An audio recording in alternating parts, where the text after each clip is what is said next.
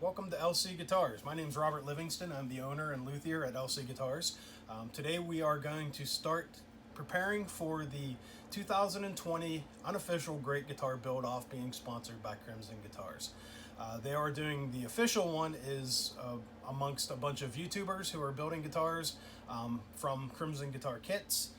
They will be putting them together, cutting them out to different shapes, but being that they're pros, they get to use kits.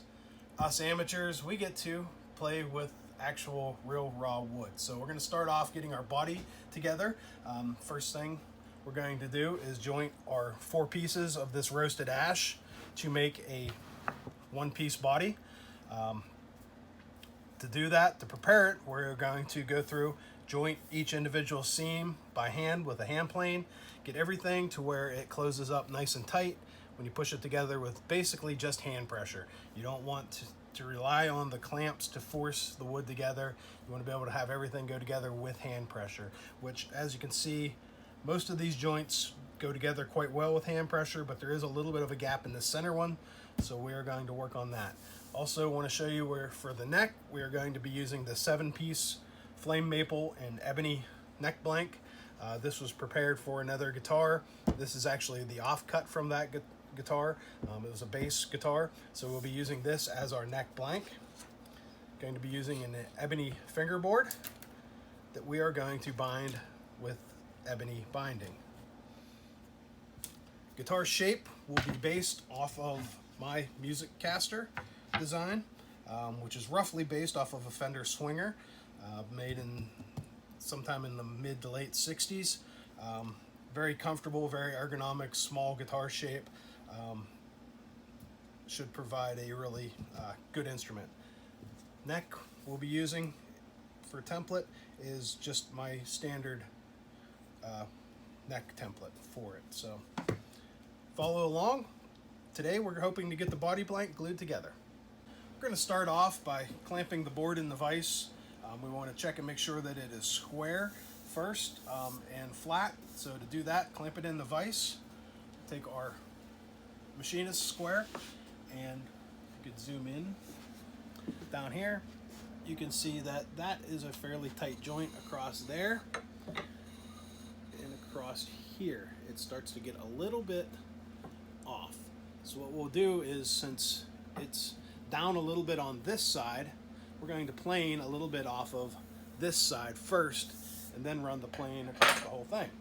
To do that, we want to make sure we're using a nice appropriate size tool for the job.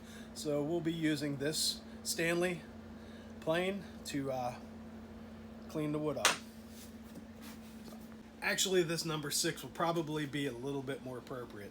The longer the plane is, the more stable it is going to be across there, the flatter of a surface we're going to be able to get from it. So in order to get this smooth, since this side is a little bit high, what I like to do is take the plane, line it up basically about halfway across, and then take a nice small shaving across this side.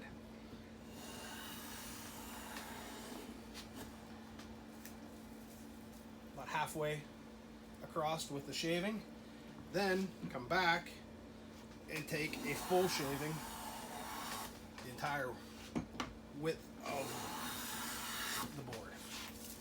If you have your plane set up properly, you should be able to get nice, fine, smooth shavings like that.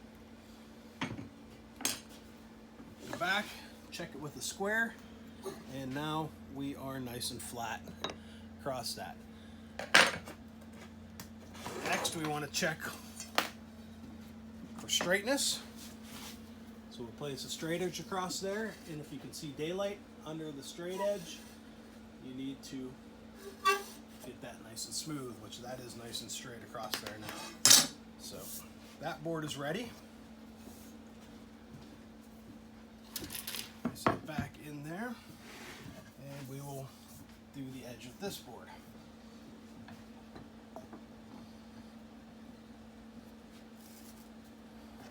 Check your square. It's actually very square that way.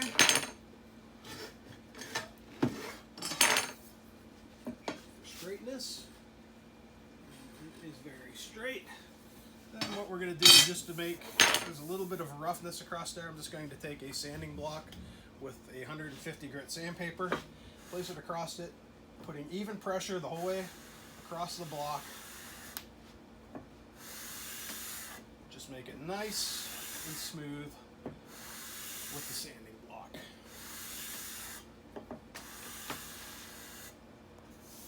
And there we have a nice smooth surface ready for glue up. Put them together, see how they fit. And now, once those are pushed together with just hand pressure, that seam pretty much disappears. So next step, we'll be gluing these together. All right, we got all the edges jointed. Now we got them setting in the clamps, getting ready for the glue up. Everything goes together quite tightly now with just basic finger pressure, which is what we want. So we need to get the glue on there. For glue, I use Titebond Original. It seems to be the best for this type of application.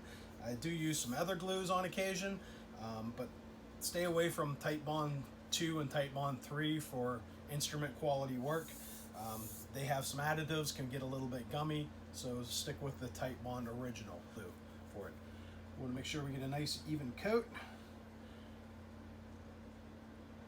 I try to get it nice and even, but sometimes I end up putting a little bit too much on, getting some squeeze out, but a little bit of extra glue is better than not enough.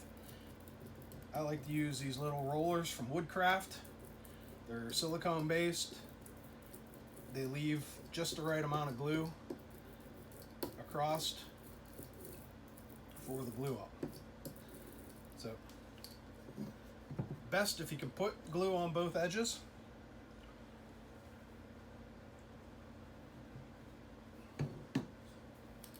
So you have adequate and even coverage.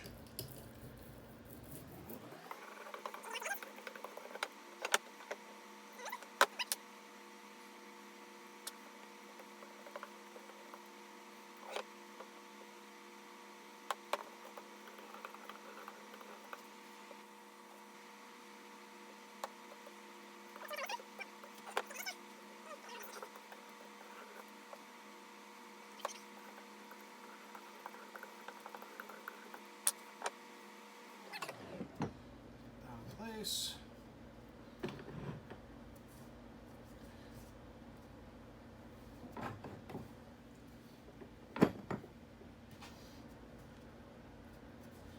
Apply some nice light pressure on it at first to get everything lined up. And sometimes these have a tendency to want to lift as you're putting clamp pressure on, depending on the types of clamps you use. Top to even it out.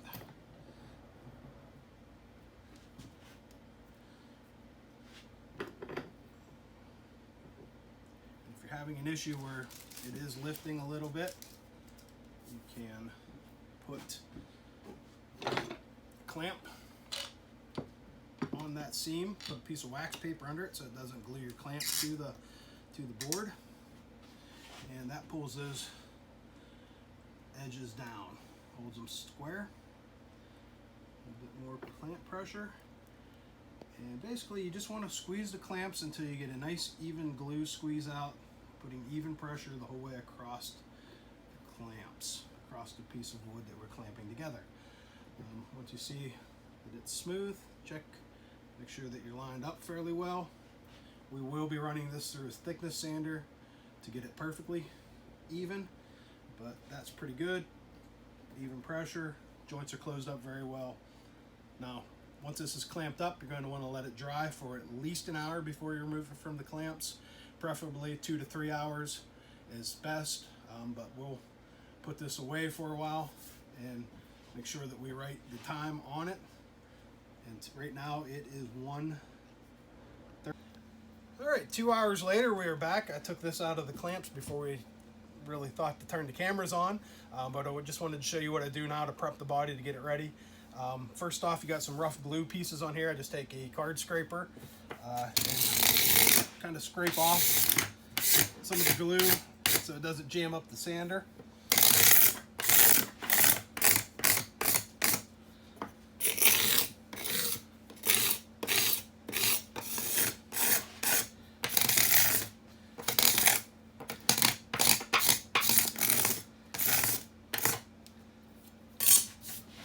most of the glue off of it. Already did the other side, so it's ready to go through. And then we're going to use a drum sander to clean it up. So, good. All right, so to put it through the drum sander, you basically get it where it just starts shaving a little bit off in the first pass.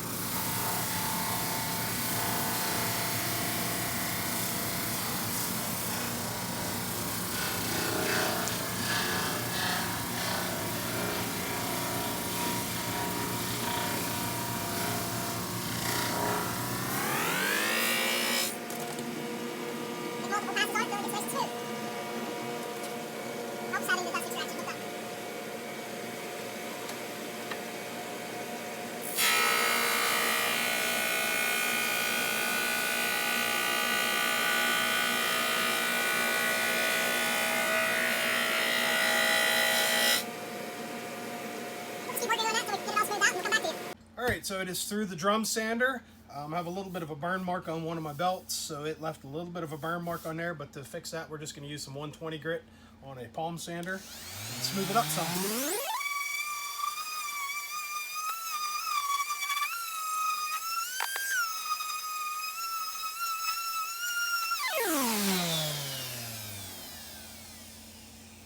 And there we have one body blank ready to go, one neck blank, fretboard for the Great Guitar Buildoff 2020. If you like this video, want to see more, remember to click the subscribe button and the like button up above, and we'll see you on the next episode where we actually start turning this into a guitar.